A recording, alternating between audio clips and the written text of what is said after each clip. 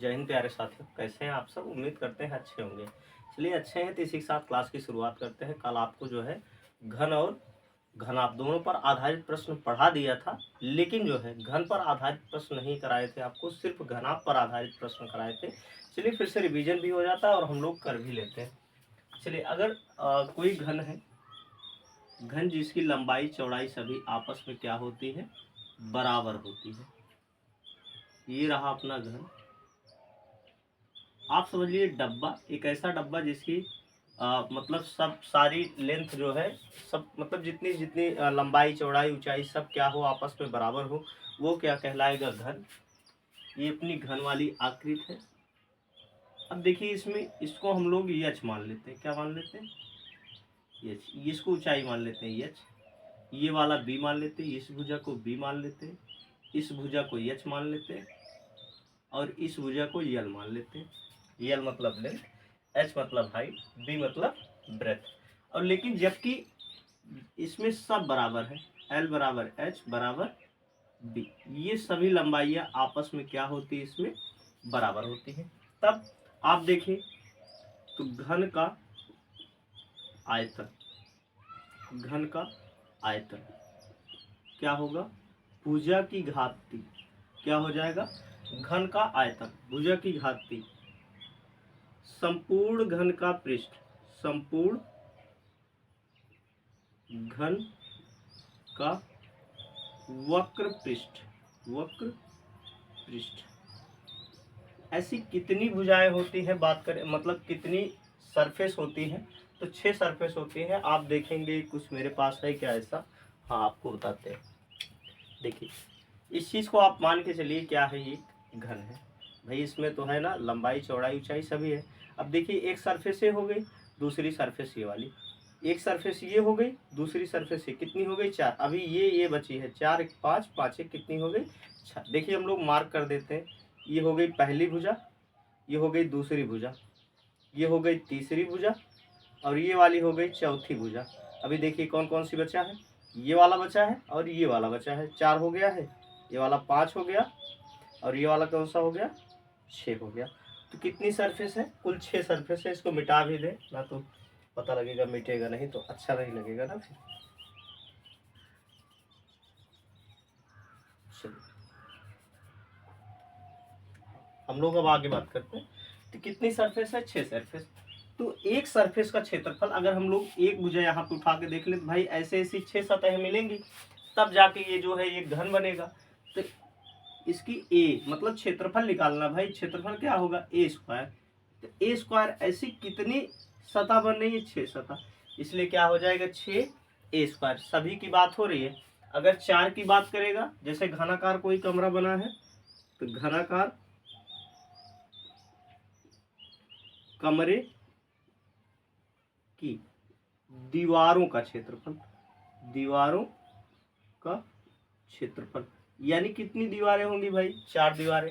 अगर फर्श की भी बात करेगा तो 5 से गुणा कर देंगे। अब आप जानिए 4 दीवारें 4 ए स्क्वायर। अगर फर्श को भी जोड़ लेगा तो 5 ए स्क्वायर कर देंगे। छत को भी जोड़ लिया तो 6 ए स्क्वायर। समझ रहे हैं ना आप लोग। चलिए आगे क्या बचा है आपका, विकर्ण, घन का विकर्ण, घन का विकर्ण। अब आप समझिए जो है घन का विकर्ण, देखिए क्या होता है formula, L square B square और एच स्क्वायर, यही है फार्मूला। लेकिन तीनों चीज आपस में क्या है, इसमें बराबर है। तो आपका हो जाएगा ए स्क्वायर धन ए स्क्वायर धन ए स्क्वायर। अब देखिए फिर क्या हो जाएगा, अंडर रूट में 3 ए स्क्वायर, 3 बार ए है और क्या लगा है स्क्वायर, तो 3 ए स्क्वायर। अब देखेंगे ए स्क्वायर बाहर कॉमन आ जाएगा, अंडर रूट 3, अंडर रूट 3 ए, यानी इसको कह सकते हैं भुजा।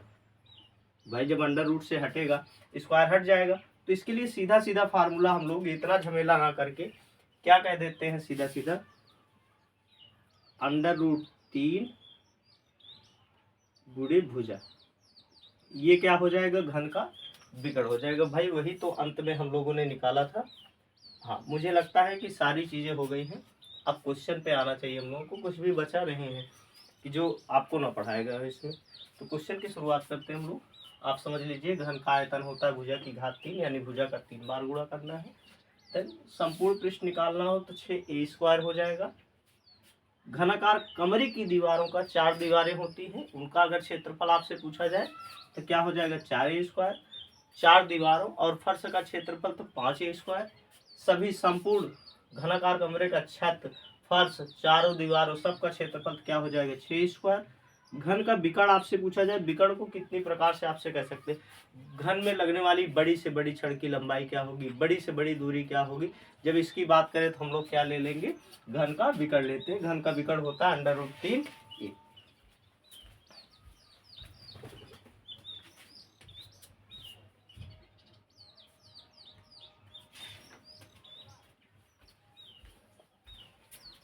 माफ करिएगा, ये कुत्ता जिलाया हमने तो वो परेशान कर रहा है हमको।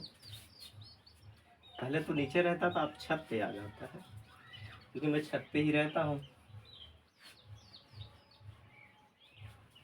वो चप्पल लेके मेरा भाग जाता है।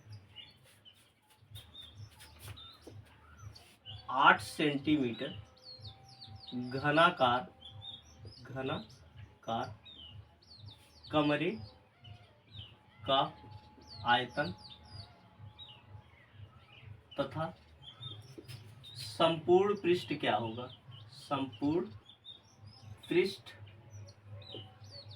क्या होगा। एक घनाकार कमरा है जिसका आयतन और आपसे उसका संपूर्ण पृष्ठ पूछा गया है, यानी वक्र पृष्ठ पूछा गया है। वैसे वक्र मीन्स क्या होता है, जो घुमावदार हो, तो वो नहीं हमको देखना है। सिर्फ देखिए आयतन, आयतन का क्या हो जाएगा a³ हो जाएगा। a³ का मतलब 8 का क्यूब, 8 का क्यूब मतलब 8 × 8 × 8 क्या हो जाएगा 8 × 64, 64 में 8 का गुणा 512 सेंटीमीटर क्यूब। कल के वीडियो में ही आपको बता चुके हैं, जो आयतन होता है वहाँ पे घात 3 लगाते हैं, जो क्षेत्रफल होगा वहाँ पे घात 2 लगाते हैं। दूसरा आपका बचा संपूर्ण पृष्ठ। संपूर्ण पृष्ठ, संपूर्ण पृष्ठ क्या होगा 6a², इसका मतलब 6 × 8 का स्क्वायर।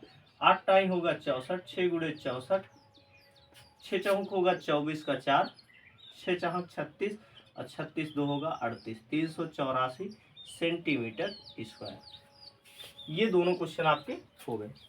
चलिए अगला क्वेश्चन हम लोग देखते हैं।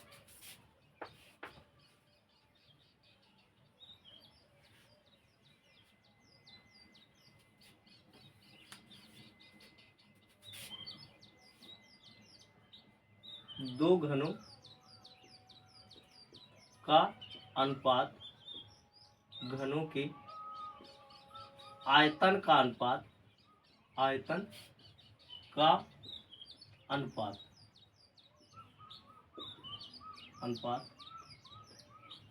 8:27 है, तो इनके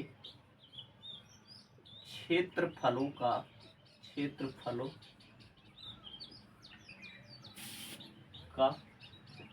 अनुपात क्या होगा, अनुपात क्या होगा। आपसे क्या कहा गया, दो घन है और उन दोनों घनों के आयतन का अनुपात आपको दिया गया 8:27 और आपसे पूछा गया उनके क्षेत्रफल का अनुपात। साथियों देखते हैं हम लोग, आपको दिया है a³ इसको a1 मान लेते, a³ इसको a2 मान लेते। आपको दिया गया 8 क्या दिया गया 27। जब इधर से ये √3 हटे, ये जो घात 3 है हटेगा तो इधर चला जाएगा करड़ी, तो a1 बटे क्या हो जाएगा a2 बराबर इधर हो जाएगा, यहाँ पे 3 लगाइए क्योंकि क्यूब सॉल्व कर रहे हैं, 8 बटे होगा 27। अब देखेंगे ये 8 जो है 2 × 2 × 2 और ये 3 × 3 × 3 27 होगा, तो क्या निकल के आएगा 2/3। तो a1 का मान कितना है, a2 का मान कितना है 2/3 आ गया। ये भुजा प्राप्त हो गई हमको, क्योंकि आयतन क्या होता है a³ होता है, तो आयतन तो भाई दिया गया 8:27 यानी 8 बटे क्या हो गया 27 हो गया। तो क्या हो जाएगा a1 बटे a2, क्योंकि दोनों में डिफरेंस रहना चाहिए ताकि पहचान पाए कि ये पहला वाला अनुपात ये दूसरा वाला अनुपात, इसलिए a1 और a2 के नाम से हम लोग जान लिए। अब क्षेत्रफल का अनुपात क्या हो, क्षेत्रफल क्या होता है भुजा गुणे भुजा, तब क्षेत्रफलों का अनुपात क्या हो जाएगा क्षेत्रफलों का अनुपात, क्षेत्रफलों का अनुपात तो दो बार सबका गुणा हो जाएगा, 2 का स्क्वायर अनुपात 3 का स्क्वायर, तो 2 का स्क्वायर क्या हो जाएगा 4, 3 का स्क्वायर क्या हो जाएगा 9। ये क्या हो गया उनके क्षेत्रफलों का अनुपात। अगर आपसे भुजा का अनुपात पूछा होता तो ये भाई भुजा ही तो निकाले हैं, क्या हो जाता 2:3। इस प्रकार से आप क्वेश्चन को कर पाएंगे। बस पेशेंस बना के रखिए, साथ साथ करते जाइए। चलिए अगले प्रश्न पे चलते हैं। ये चीज़ें अगर ना समझ में आपके आता हो तो आप देख लीजिए, ये आयतन कहा गया है, क्योंकि आयतन का अनुपात तो भाई आयतन का क्या होता है, ये क्यूब होता है। यहाँ पे जब हमने क्यूब सॉल्व किया तो ये 8 जो है 2 के क्यूब का है और 27 3 के क्यूब का है, तो क्यूब से क्यूब हट जाएगा। ऐसे रख सकते हैं आप जो है 2 का क्यूब, इधर 3 का क्यूब, इधर क्यूब से क्यूब कट गया, इधर क्यूब से क्यूब कट गया। तब आपका देखिए क्या हो जाएगा,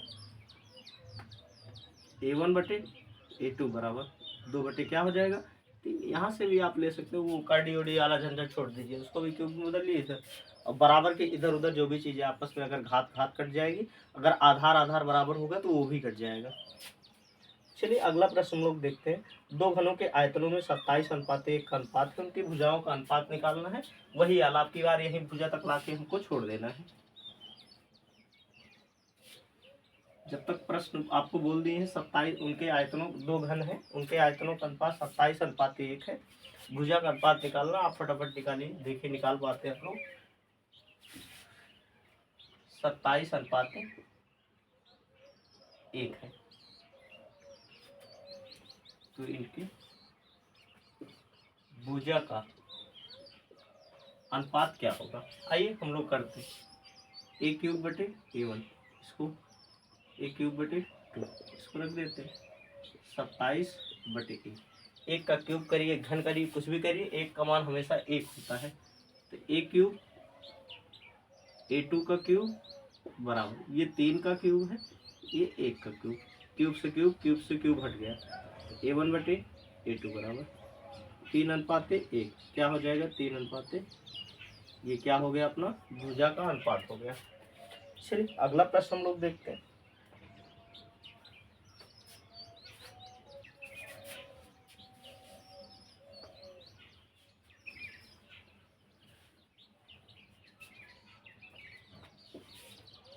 अठारह सेंटीमीटर की घनों को 6 सेंटीमीटर के घन में बदलने पर कितने घन बनेंगे, कितने घन बनेंगे। अब ध्यान से समझिए, आपसे क्या कहा गया है, एक 18 सेंटीमीटर का क्या है घन है, यानी 18 ऊंचाई, 18 लंबाई चौड़ाई सब 18, और अगला घन एक और बनाया जा रहा है। कह रहे हैं अगर इसको जो है 6 सेंटीमीटर के घन में परिवर्तित कर दिया जाए तब कितने घन बनेंगे। भाई ये 18 सेंटीमीटर, तो आप 6 सेंटीमीटर के कितने घन बन जाएंगे, ये आपसे पूछा जा रहा है। तो क्या करना है, अब भाई घन का घन मतलब क्या होता है आयतन। अब आयतन दोनों को, आयतन का क्या करिए भाग कर दीजिए, बड़े वाले में छोटे वाले का भाग।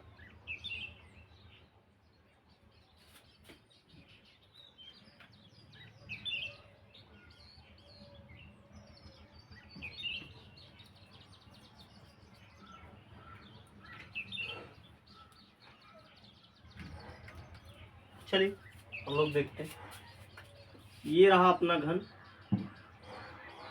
बनने वाला घन, बनने वाले घनों की संख्या, घनों की संख्या, बनने वाले घनों की संख्या क्या हो जाएगी, बनने वाले घनों की संख्या। तो बड़ा घन ऊपर रखेंगे और छोटा घन कहाँ रखेंगे, नीचे। भाई घन का आयतन क्या होता है, भुजा की घात 3।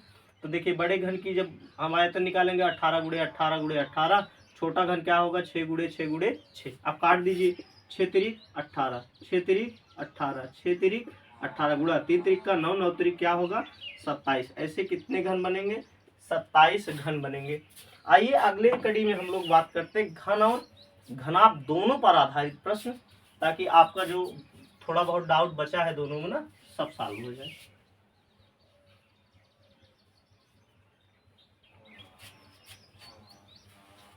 चलिए हम लोग बात करते हैं, यहाँ पे कुछ चीजें आपको समझ लेना है। देखिए यच को किस किस रूप में परिभाषित किया जाता है, इसको हम लोग हाइट कह देते हैं। क्या कह देते हैं? हाइट। और हाइट मीन्स होता है ऊंचाई। क्या होता है? ऊंचाई। आपसे कह दे पानी कितना सेंटीमीटर, पानी कितना ऊपर चढ़ जाएगा, तब भी किसकी बात हो रही? ऊंचाई। पानी कितना नीचे चला जाएगा, बात किसकी हो रही? ऊंचाई। पानी कितना फैल जाएगा, तो लंबाई की बात होगी। पानी कितना मोटा हो जाएगा, तो किसकी बात हो रही? चौड़ाई की बात हो रही। तो आप घबराइएगा नहीं, प्रश्नों को देखिए, फिर आपको समझ में आ जाएगा कि मैं क्या कहना चाहता हूँ। चलिए घन और आयत दोनों पर आधारित हम लोग बात करेंगे।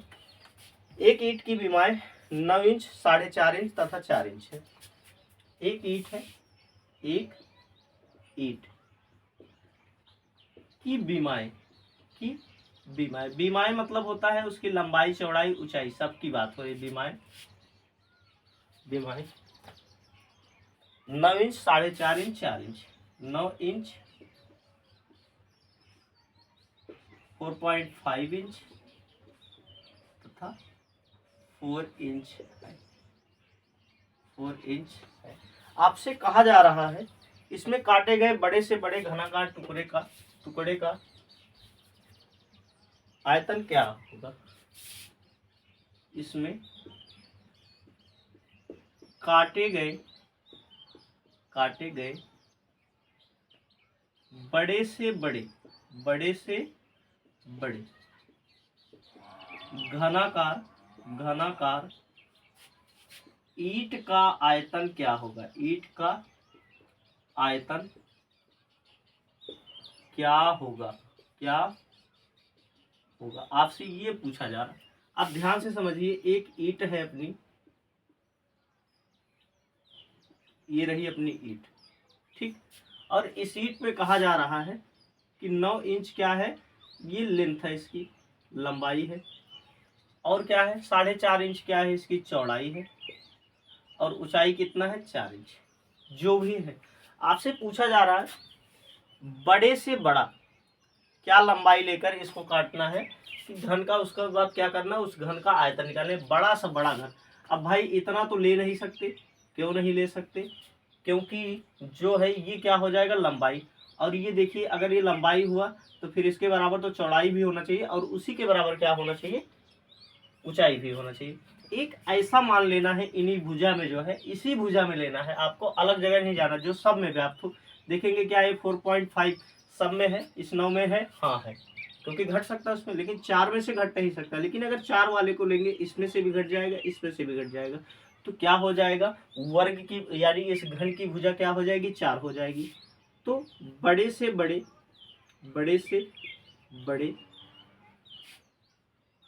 बनने वाले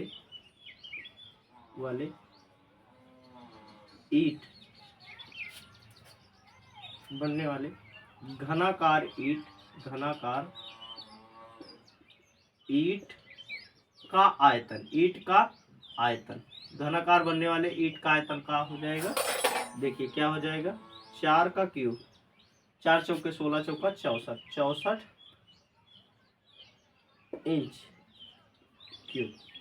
तो इस अच्छा आयतन ही घात 3 लगा दीजिए, ये क्या हो गया, आपका उत्तर हो गया। चलिए अगला प्रश्न हम लोग देखते हैं।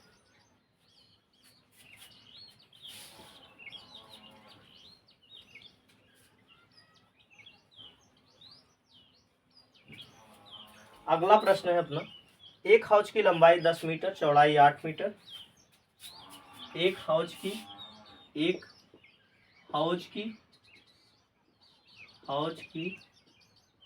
लंबाई 8 मीटर, चौड़ाई 4 मीटर है, 4 मीटर है। 10 8 कर देते हैं, क्योंकि जो है प्रश्न में वही रहे तो अच्छा है। 10 और 8 मीटर है। आगे आपसे कहा जा रहा है इसमें 2 मीटर भुजा के घनाकार पत्थर डाल देने पर, इसमें 2 मीटर 2 मीटर घनाकार पत्थर डाल देने पर हौज का पानी कितना ऊपर उठ जाएगा, कितना ऊपर उठ जाएगा। चलिए, आपसे पूछा जा रहा है कि कितना ऊपर उठ जाएगा। अब आप देखिए, यहाँ पे देख लीजिए, तो पत्थर का आयतन हम लोग निकाल लेते हैं। पत्थर का आयतन कितना हो जाएगा, 2 का क्यूब हो जाएगा। भुजा भाई कितनी है, 2 है, तो 2 का क्यूब कितना हो गया, 8 हो गया। अब आगे देखेंगे 8 में क्या करेंगे, यानी ये जो पूछ रहा कितना उठ जाएगा, वही बात कर रहे थे शुरू में हम लोग कि उसी को क्या कहेंगे, ऊंचाई। कितना नीचे चला जाएगा वो भी क्या ऊंचाई, कितना ऊपर चला जाएगा वो क्या होगा, ऊंचाई। इसमें बात करें आपसे ऊंचाई की, किसकी बात करें, ऊंचाई की। तो चलिए देखिए, आयतन बराबर अगर हम लोग आयतन रखते हैं तो क्या हो जाएगा, यानी दोनों का आयतन तो भाई एक समान ही आएगा ना, जो भी हो, ठीक है। चलिए देखिए, 8 बटे क्या हो जाएगा, 10 गुणे 8 हो जाएगा। क्या हो जाएगा, 10 गुणे 8। इसको ऐसे रख लीजिए, ज्यादा बढ़िया रहेगा। 10 गुणे 8 गुणे h, इसी की बात की जा रही है, कितना ऊपर उठ जाएगा। इसका तो 8 हो ही गया, दोनों का आयतन रखेंगे हम लोग ना। अब h निकाल रहे हैं, तो h बराबर क्या हो जाएगा, 8 बटे 10 गुणे क्या हो जाएगा, 8। हम लोग ऊंचाई निकाल रहे हैं, आयतन के बराबर आयतन रखते हैं, ठीक है। 8 से 8 कट गया, आ गया 1 बटे 10 मीटर।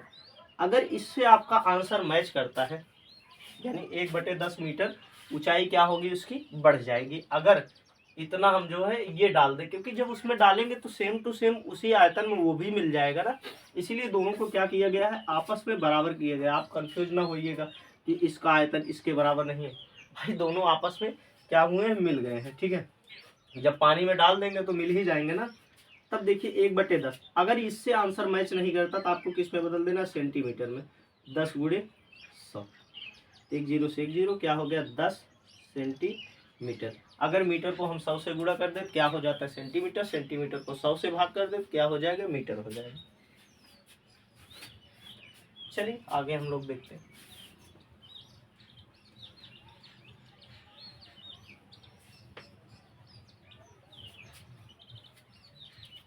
चलिए अगला प्रश्न हम लोग देखते हैं। एकांक घन मीटर धातु से 6 एयर की क्षेत्रफल, एकांक घन मीटर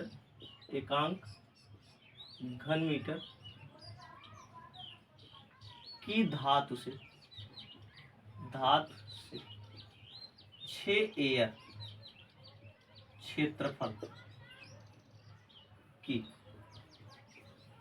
6 एयर क्षेत्रफल की एक चादर बनाई गई। चादर की मोटाई ज्ञात कीजिए, कि एक चादर बनाई गई, एक चादर बनाई गई, चादर की मोटाई ज्ञात कीजिए, चादर की मोटाई ज्ञात कीजिए, मोटाई ज्ञात कीजिए। चलिए अब कुछ चीजें आप नोट डाउन करके रखिएगा। एक एयर, आखिर एयर वाला मामला आ गया, आप जो है परेशान हो जाएंगे, बिल्कुल भी परेशान नहीं होना है। एक एयर का मतलब होता है 10 मीटर चौड़ा और 10 मीटर लंबा। 10 मीटर चौड़ा, 10 मीटर लंबा, ये क्या कहलाता है, एक एयर कहलाता है। क्षेत्रफल है भाई। अगर आपसे कभी कहा जाता है एक एयर चाहिए हमको, एक एयर का मतलब आज पैमाना आप देख लीजिए, जो भी आप जैसे घर का जमीन बंटवारा हो रहा है उसमें देखिए, जो आप खसरा खतौनी निकलवाते हैं उसमें एयर लिखा रहता है, ऐसे कुछ लिखा रहता है 0.15 एयर, समझ रहे ना। एयर क्या होता है, क्षेत्रफल होता है। क्या होता है, क्षेत्रफल। और क्षेत्रफल को हमेशा मापा जाता है घन, इसको कह सकते हैं, ठीक है, वर्ग में मापा जाता है। किस में मापा जाता है, वर्ग, स्क्वायर में मापा जाता है। यानी 10 मीटर लंबा, 10 मीटर चौड़ा। आप देखिए एक घन कितना होता है, एक एयर कितना होता है, एक एयर होता है 10 मीटर। अगर कोई हम लोग वर्ग बनाए तो 10 मीटर चौड़ा और 10 मीटर क्या होगा, लंबा। तो क्षेत्रफल कितना हो जाएगा 100 मीटर स्क्वायर। वही यहाँ पे दिया गया कि 6, कितना दिया गया 6। अगर एक एयर बराबर 100 मीटर स्क्वायर, तो 6 एयर बराबर कितना होगा 600 मीटर स्क्वायर। तो 6 एयर बराबर क्या हो जाएगा 600 मीटर स्क्वायर। यदि एक एयर बराबर 100 मीटर स्क्वायर, क्योंकि 10 मीटर लंबा 10 मीटर चौड़ा, ठीक है, क्या हो जाएगा 100 मीटर स्क्वायर। तो 6 एयर बराबर कितना होगा 600 मीटर स्क्वायर। चलिए हम लोग निकाल लेते हैं। आपसे बहरहाल क्या पूछी जा रही है, मोटाई पूछी जा रही है। तो पिछली वाली वीडियो में जैसे हमने भाग कर दिया था, ऊपर वाला देखिए आयतन था, वैसे हम लोगों को सेम टू सेम कर देना है, ठीक है। चलिए देखिए क्या हो जाएगा फिर।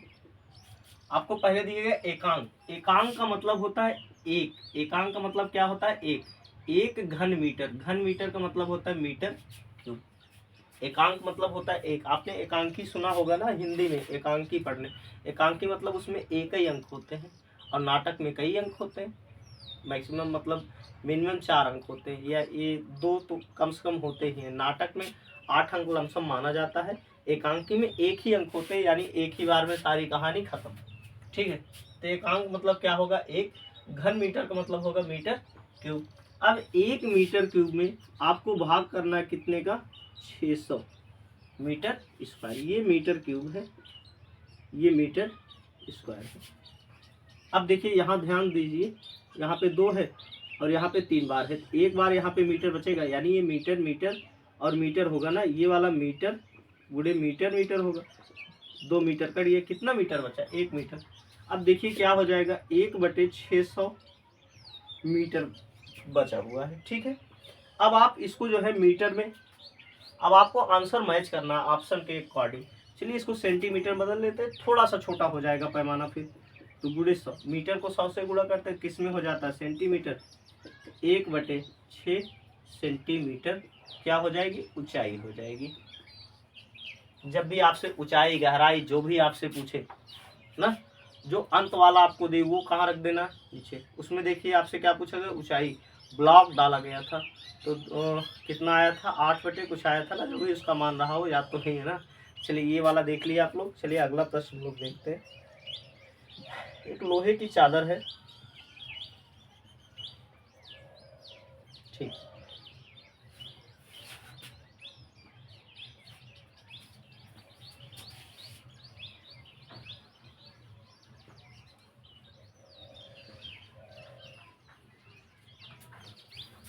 छः मीटर की भुजा के ठोस घन को पिघलाकर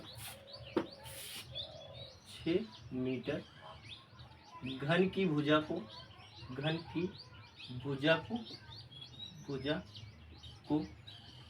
पिघलाकर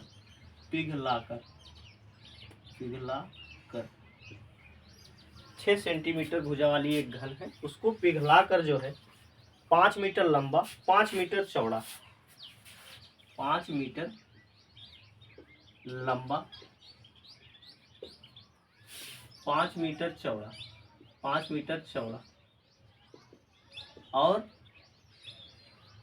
कितना मीटर ऊंचा, कितना मीटर ऊंचा घनाभ बनेगा, घनाभ बनेगा। आपसे क्या कहा गया है 6 मीटर भुजा के ठोस घन को पिघलाकर 5 मीटर लंबा 5 मीटर चौड़ा और कितना मीटर ठोस या जो है घनाभ बनाया जाएगा। चलिए अब 6 मीटर है तो घन, भाई जो भी पिघलाने का मतलब क्या हो जाता है आयतन, लिक्विड हो जाएगा ना, 6 गुणे 6 उस घन का आयतन हो गया। और जो ये पिघलाया गया है ये वाला क्या होगा 5 गुणे 5, और अगला आपको निकालना है, यानी सेम टू सेम, तो वही सेम टू सेम है ना, 6 गुणे 6 बराबर 5 गुणे 5 गुणे h, यही आपसे पूछा जा रहा है।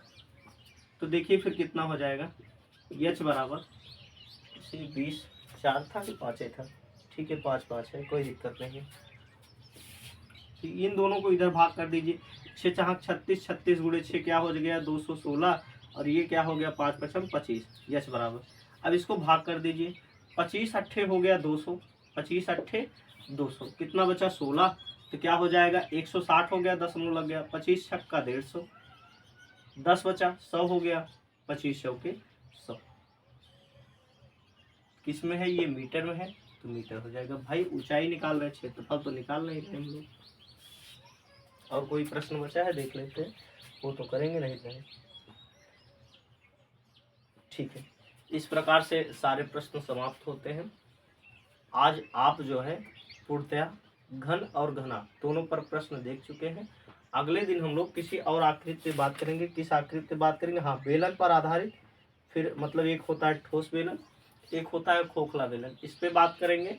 देन उसके बाद जो है हम लोग गोला पे बात करेंगे। एक खोखला गोला होता है और एक क्या होता है, भरतुल ठोस गोला होता है। फिर हम लोग शंख पर बात करेंगे। उसके बाद छिन्नक, वही है सेम टू सेम। उसके बाद खत्म हो जाएगा, जिसको हम पिरामिड, वही शंख इसमें आ जाएगा, पिरामिड में भी आ जाएगा। चलिए वीडियो को समाप्त करते हैं, धन्यवाद।